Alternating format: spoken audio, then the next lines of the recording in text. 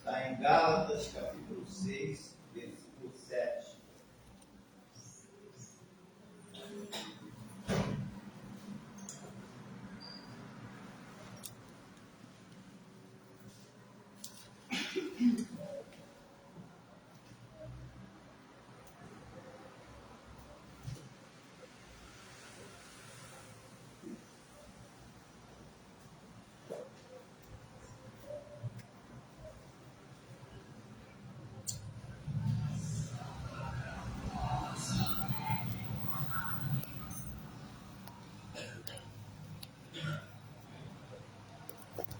Gálatas 6, 7.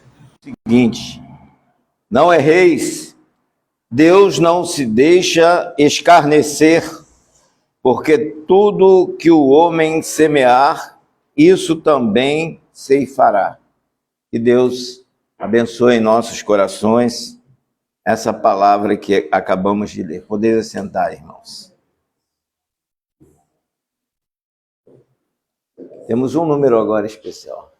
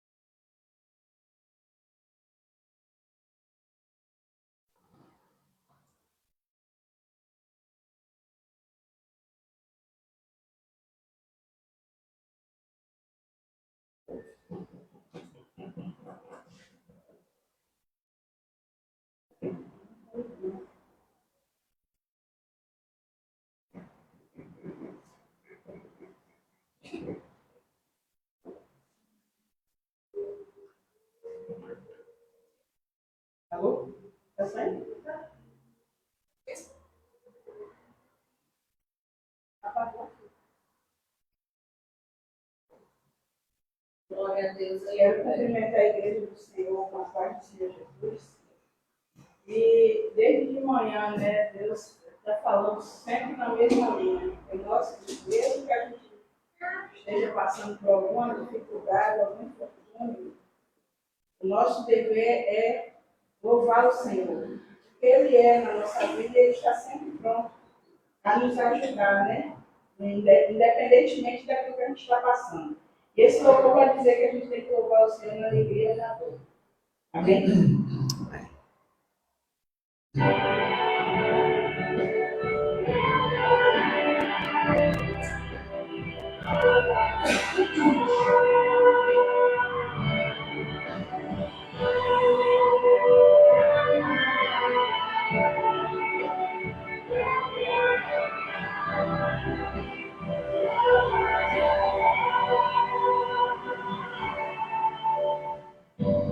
Mesmo que não haja fruto na videira,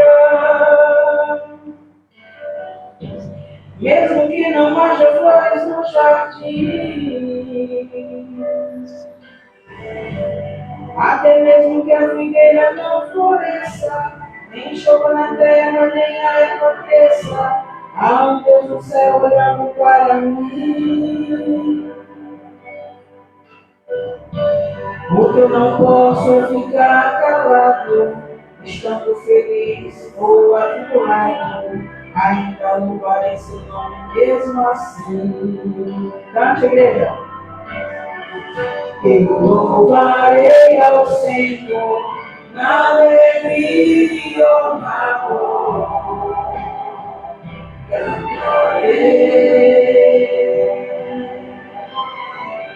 Ele é o meu Salvador, Ele é o meu Senhor, Ele é Rei.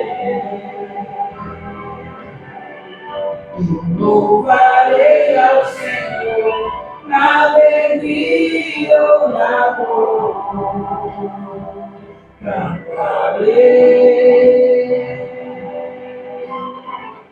Ele é o meu Salvador, Ele é o meu Senhor,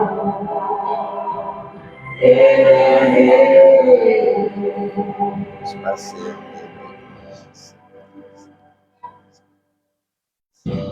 Mesmo que o fruto da figueira minta, mesmo que não haja chuva sobre a terra, mesmo que não haja ovelhas no curral, mesmo que na terra sobrevenha o mal, louvarei seu nome na paz ou na guerra. Louvarei seu nome enquanto eu viver, e quando aqui na terra desaparecer, nem mesmo assim eu vou encerrar. Eu louvarei ao Senhor na alegria ou na dor, cantarei. Ele é o meu Salvador, Ele é o meu Senhor, Ele é Rei. Louvarei ao Senhor na alegria ou na dor, cantarei. Ele é o meu Salvador, Ele é o meu Senhor, Ele é Rei.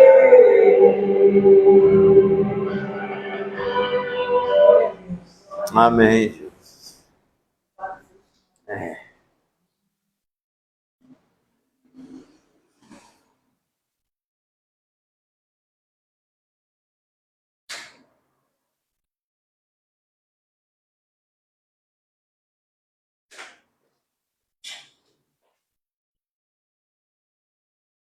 Não erreis, Deus não se deixa escarnecer. Em algumas versões aparece Deus não se deixa zombar ou Deus não se deixa enganar. Porque tudo que o homem semear, isso também ceifará. Ou seja, o que nós plantamos, nós vamos colher um dia. Há uma expressão latina que diz error humanum est, que quer dizer errar é humano. O primeiro erro que ocorreu no planeta teve como autor Adão ao errar o alvo. Alvo este estabelecido por Deus. A partir daí todos os homens erraram. O mesmo alvo que se generalizou com o nome de pecado. Toda a autoridade dada por Deus, que todos pecaram, isto é, todos erraram e destituídos estão da glória de Deus. Qualquer pessoa, desde a mais simples até as mais sofisticadas, todas elas erraram e cometeram pecado. A Bíblia diz que não existe no mundo nenhum homem que não tenha pecado. Em 2 Crônicas, capítulo 6, verso 36, está escrito: quando pecarem contra ti, pois não há homem algum que não peque. Isso quer dizer que se não há homem algum que não peque, isso quer dizer que todos pecam, todos pecaram e continuam pecando. Na esteira de Salomão, segue Paulo dizendo aos romanos: não há um justo nenhum sequer. Romanos capítulo 3, versículo 10. Isto implica dizer que todos erraram e erram, e a consequência desses erros é a morte eterna. É habitar eternamente no inferno. Meu prezado ouvinte, você gostaria de ir habitar o inferno e ficar lá toda a vida em sofrimento, ou ir para o céu? A Bíblia diz que só existe um jeito de escapar do inferno: é deixar de errar. Deus disse: não erreis. Todos nós sabemos que errar é natural do ser humano, mas o erro não pode ser subestimado. De acordo com o Código Penal, um crime culposo pode ser cometido por negligência, imprudência ou imperícia. Todos erram, juízes erram, desembargadores erram, ministros erram, deputados erram, presidentes, reis, imperadores, mestres, profissionais liberais, trabalhadores, ministros de confissão religiosa, enfim, todos pecam. Por conta disso, afastados estão da glória de Deus. É importante frisar que quando alguém erra, uma ou diversas pessoas podem ser lesionadas e até mortas por consequência daquele erro. Como está acontecendo no Brasil e no mundo, com visível e imperdoável erro de alguns governantes e profissionais da saúde, nesse período de doenças que assolam o mundo inteiro. Quantas pessoas vitimadas pela omissão do governo ou pela imperícia ou imprudência dos profissionais de medicina. Aquele que tiver um direito violado poderá pedir a tutela jurisdicional do Estado e pleitear, por meio de uma ação, a indenização por danos morais e materiais à parte culpada. E assim sendo, aplicar a justiça. Mas no caso do pecado, só se peca contra Deus. O crime é de lesa divindade. Paulo, falando aos Gálatas, ele diz: não erreis, Deus não se deixa enganar, aquilo que o homem semear também ceifará. Nesse caso, Deus não só atua como autor da ação contra pecadores que o lesaram, mas também como juiz supremo cuja sentença já está prolatada. O salário do pecado é morte, Romanos capítulo 6, versículo 23. Os ímpios serão lançados no inferno e todas as gentes que se esquecem de Deus. Salmo 9, verso 17. Vejam, não só os ímpios, aqueles que amam mais o mundo do que a Deus, serão lançados no inferno, mas também quem se esquece de Deus. Tem muita gente boa, de boa conduta moral, que sente prazer em ajudar os outros, mas se esquece de Deus, não tem prazer em se lembrar de Deus, estar na presença de Deus diuturnamente, como a Bíblia assim o exige. Os ímpios não subsistirão no juízo, nem os pecadores na congregação dos justos. Salmo 1, versículo 5. Então dirá aos que estiverem à sua esquerda: apartai-vos de mim, malditos, para o fogo eterno, preparado para o diabo e seus anjos. Mateus, capítulo 5, versículo 41. Porque os que são segundo a carne inclinam-se para as coisas da carne, mas os que são segundo o Espírito inclinam-se para as coisas do Espírito. Há pouco nós falávamos que nas reuniões de ímpios, festivais de rock, festas, danças, músicas mundanas, não existe impedimento. Pode ser o maior temporal que esteja acontecendo, mas o local do evento está superlotado. Mas nos templos religiosos, qualquer situação climática é motivo para afastamento dos templos de adoração ao Senhor. Por que será isso? Por que tanta dificuldade em chegar à casa de Deus? E às vezes alguns chegam à casa de Deus com um verdadeiro fardo nas costas, aquele peso.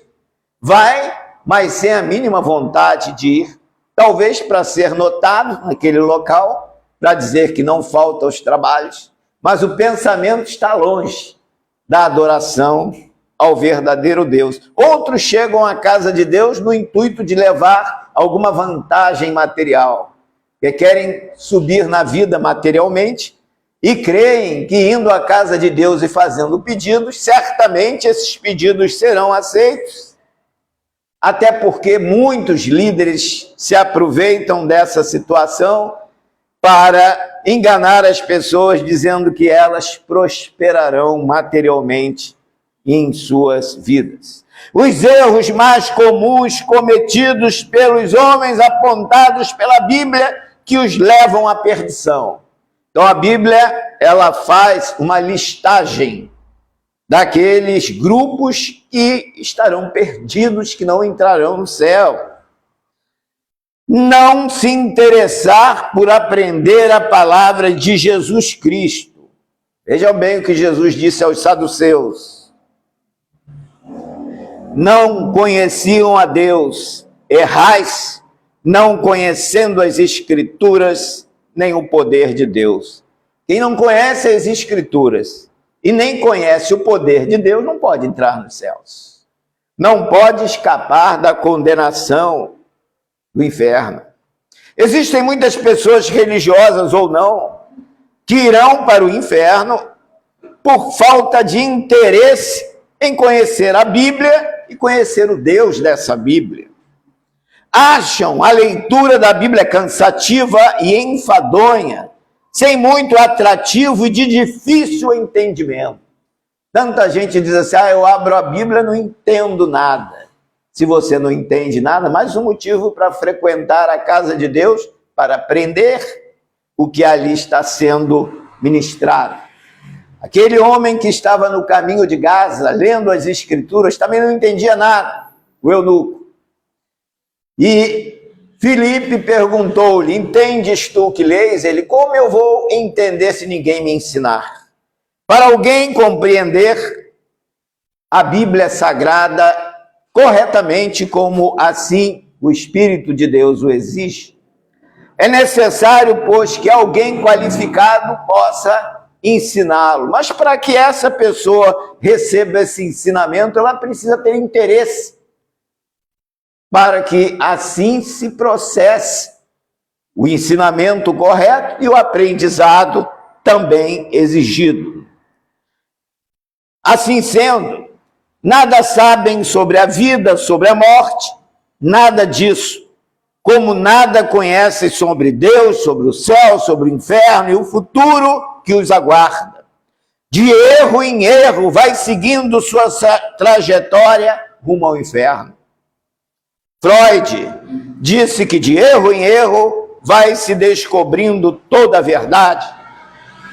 Mas Agostinho de Hipona, ele, com uma outra visão, foi mais profundo em sua análise e diz, convém matar o erro, porém salvar os que vão errados. Então o erro tem que ser aniquilado para salvar aqueles que estão no caminho errado. Falando ainda sobre o erro, Mahatma Gandhi afirmou que um erro não se converte em verdade pelo fato de que todo mundo acredite nele. Há muita gente que diz, de tanto se repetir uma mentira, aquela mentira acaba se tornando verdadeira. Mas isso é falso. Isso é falso, porque o fato da pessoa insistir na mentira, de maneira alguma, vai aniquilar a verdade de Deus. Quem é o homem para tentar desmentir aquilo que Deus prometeu ou que Deus ensinou como verdadeiro? Sintetizando este quadro filosófico, o apóstolo Paulo assim se expressa, porque do céu se manifesta a ira de Deus sobre toda a impiedade e injustiça dos homens que detêm a verdade em injustiça. Porquanto o que de Deus se pode conhecer neles manifesta, porque Deus lhe manifestou. As suas coisas invisíveis desde a criação do mundo, tanto seu eterno poder como a sua divindade se entendem claramente, se veem pelas coisas que estão criadas, para que eles fiquem inexcusáveis, sem desculpa. Ninguém poderá chegar diante de Deus: olha, eu não sabia que o Senhor era o Criador, e eu não sabia que o Senhor era aquele que iria conduzir a minha vida ou para o céu ou para o inferno. Não há como dizer a Deus que não se preparou para ir para o céu, porque ninguém lhe abordou ou lhe disse alguma coisa a respeito do plano da salvação.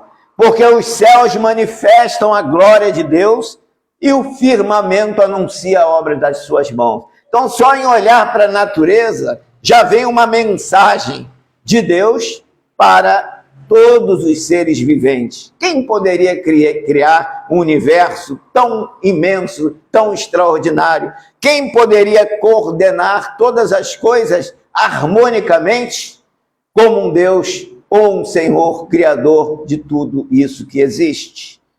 Então não há como falar de maneira alguma que não conhece a Deus. E por outro lado, o evangelho está sendo pregado no mundo inteiro, através do testemunho de alguém, através da igreja, nas pregações, de púlpito, nos veículos de comunicação, e a internet, que tem um alcance muito maior. Logo, não há como falar que não conheceu a Deus, porque nunca ninguém lhe disseram a respeito dele. Nós temos que, como igreja, pregar essa palavra de Deus e dizer que as pessoas estão erradas, aquelas que não se interessarem por Deus, por segui-lo.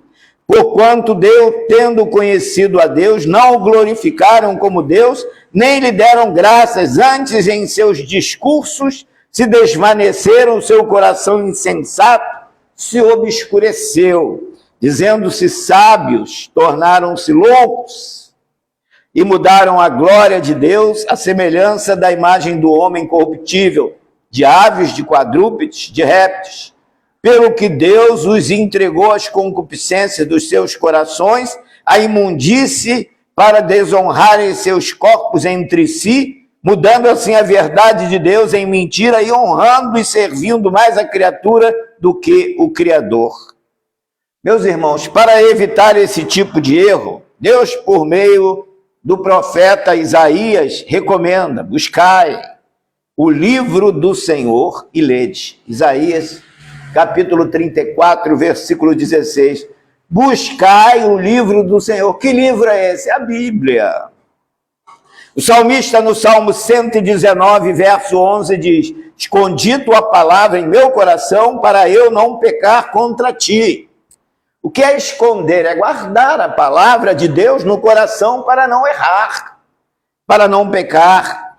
E no Salmo 119, versículo 67, vem o reconhecimento do erro. Antes de ser afligido, eu andava errado, mas agora guardo a tua palavra. Então a palavra de Deus nos impede de se desviar para o erro. Quando nós saímos dos trilhos, o Espírito Santo diz: olha, não é por aí. Você tem que retornar aos trilhos. Mas como? Através da palavra de Deus, pregada e lida por cada um de nós.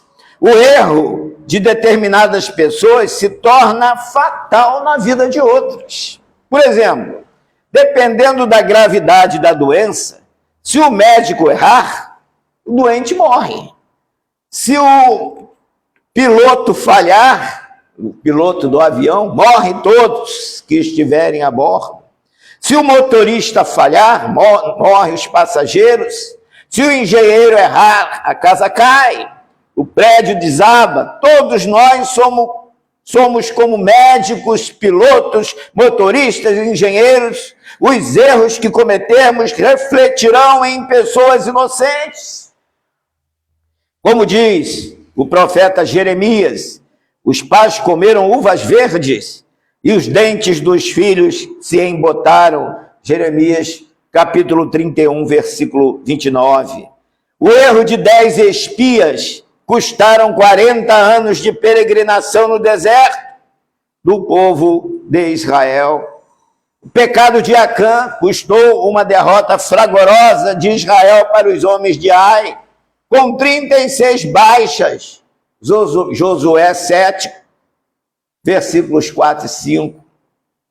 O apóstolo Paulo, escrevendo aos Coríntios, cita o episódio da idolatria, do bezerro de ouro e da prostituição com as filhas dos moabitas, Números capítulo 25, Êxodo capítulo 32.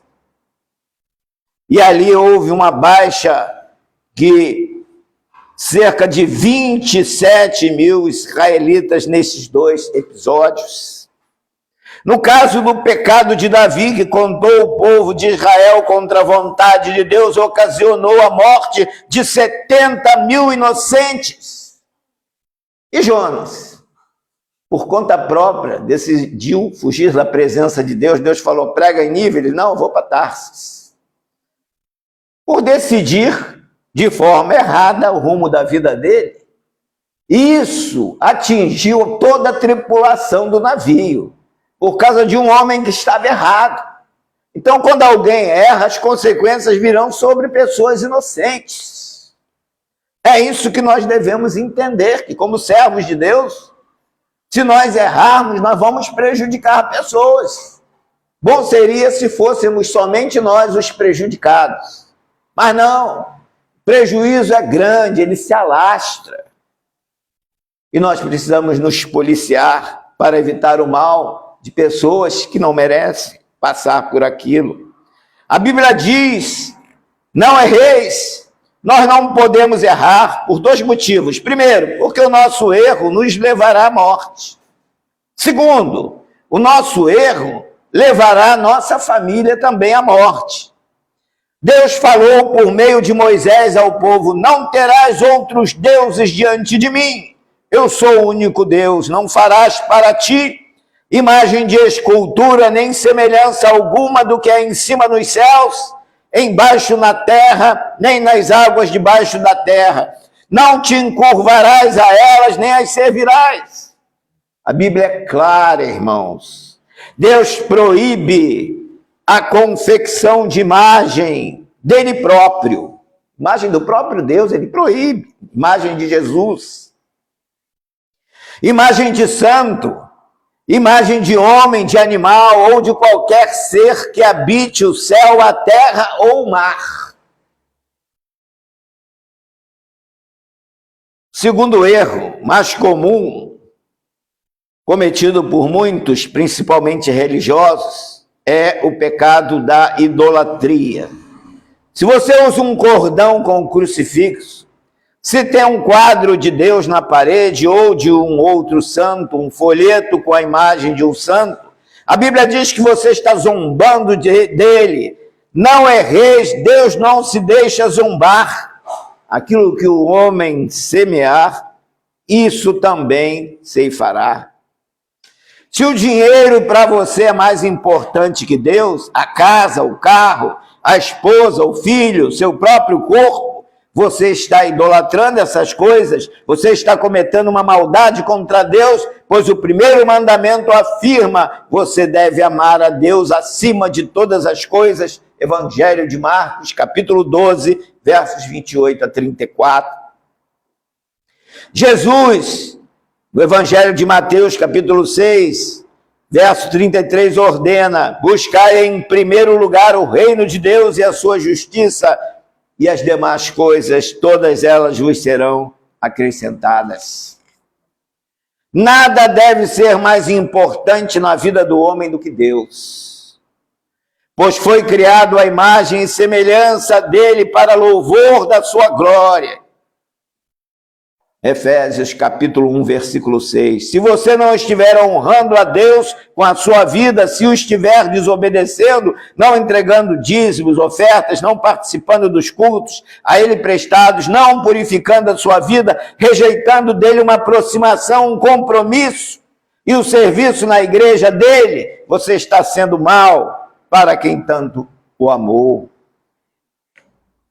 E continua, e vai continuar sempre a amá-lo. Mas este Deus que tanto ama, ele é também justo.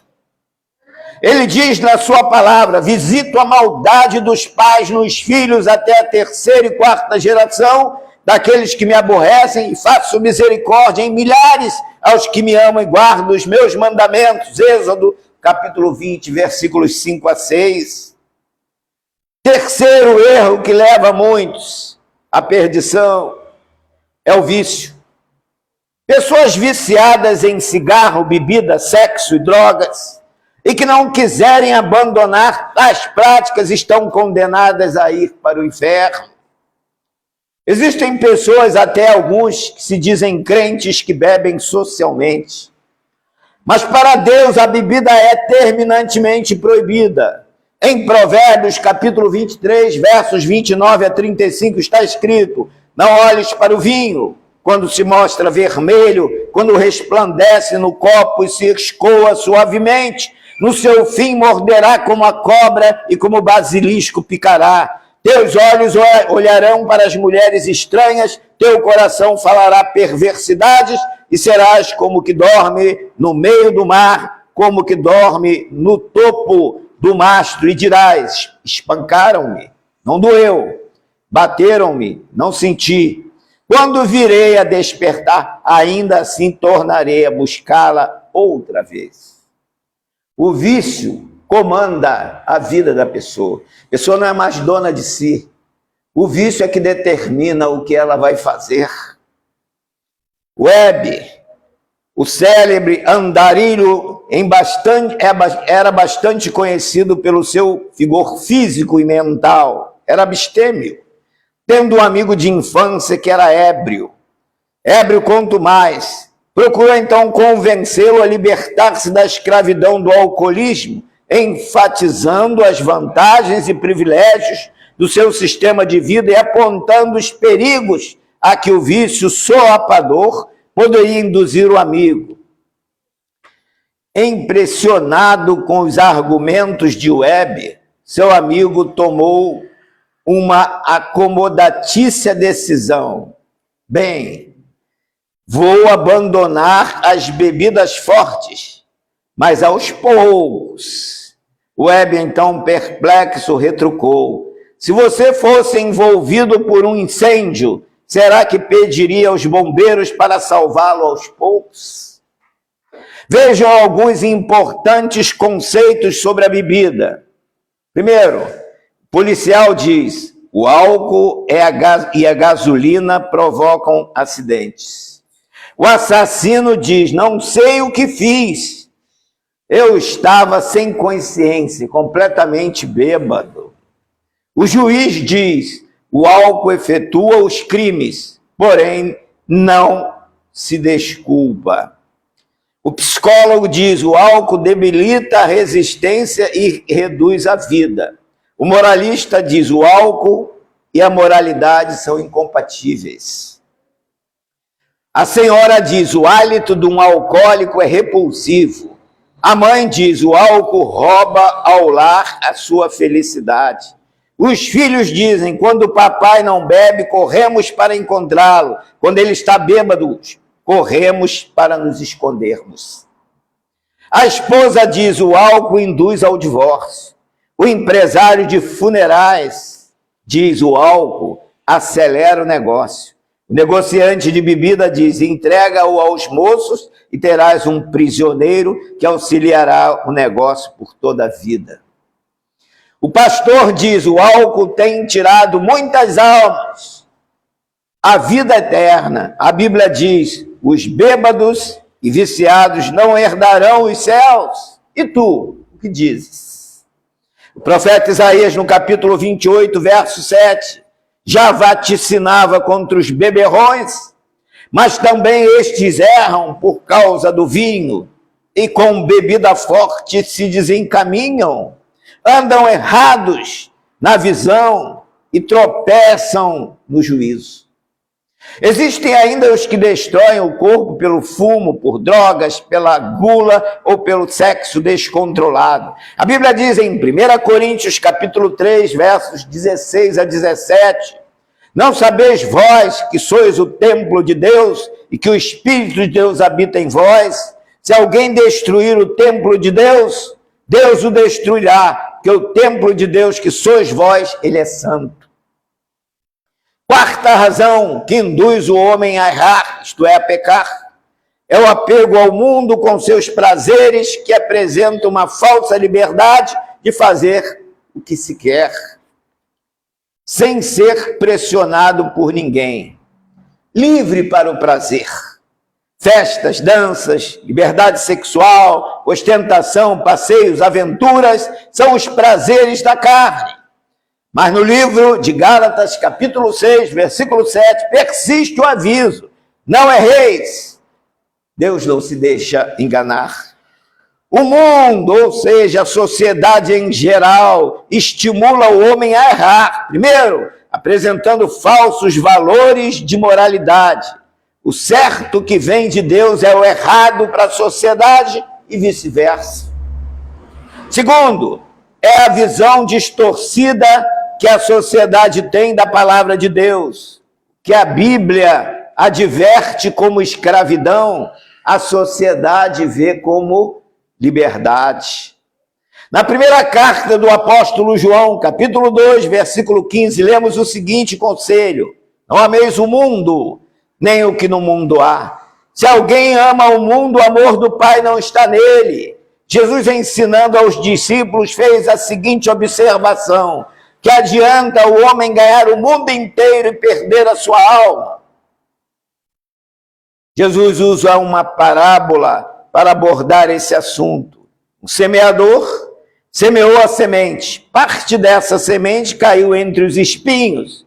O mestre ensinou: o que foi semeado entre espinhos é o que ouve a palavra, mas os cuidados deste mundo e a sedução das riquezas sufocam a palavra e ela fica infrutífera. Um pipoqueiro trabalhou 30 meses juntando dinheiro para investir na fantasia de carnaval, festa do diabo. Quanta fidelidade ao pecado, enquanto muitos crentes não entregam seus dízimos para a obra de Deus. Quanta avareza. Os perdidos investem mais no pecado do que os salvos investem no evangelho. Não me é possível entender por que o amor de tantos crentes é tão limitado. Falta de liberalidade, falta de amor. Deus amou o mundo de tal maneira que deu seu único filho para salvar a humanidade. O amor se caracteriza pela doação, pela liberalidade em contribuir para a obra de Deus, não só financeiramente, mas também doando o seu corpo, o seu tempo, suas ações, para que o reino de Deus possa crescer. Afinal, o que está havendo com os crentes? Jesus disse aos saduceus: errais, por não conhecerdes as Escrituras, nem o poder de Deus. Evangelho de Mateus, capítulo 22, versículo 29. Mas aonde está o erro? Na falta de quem ensine? No ouvido de quem escuta? Ou no coração rebelde que não quer aceitar a palavra de Deus? Eu acredito que seja nos 3 estágios. No Sermão da Montanha, Jesus lançou no ar a pergunta: por que me chamais Senhor, Senhor, e não fazeis o que eu vos mando? Lucas capítulo 6, verso 46. Muitos vivem como querem, sem consultar a Deus para nada, só se lembram dele na adversidade. São os que creem na existência de Deus, mas vivem como se ele não existisse. Eis aí o recado de Deus: estenderei minha mão contra os que adoram os astros, os que deixam de seguir ao Senhor, os que não o buscam e os que nem perguntam por ele. Sofonias, capítulo 1, versículo 46. Na história do pipoqueiro, ele preferiu viver uma vida de ilusão, por trás de máscaras e fantasias. E você, prezado ouvinte, Qual a sua escolha? Você quer usar seu dinheiro e sua vida para a glória de Deus ou para a glória de si mesmo e deste mundo? Você não pode servir a dois senhores, porque um exclui o outro. Qual a sua decisão? A Bíblia diz: todo homem é como a erva, toda a glória do homem é como a flor da erva. Seca-se a erva, murcha-se a flor, mas a palavra de Deus permanece para sempre. Isaías, capítulo 40, versículos 6 a 8. A escolha é sua: a glória do homem ou a glória de Deus?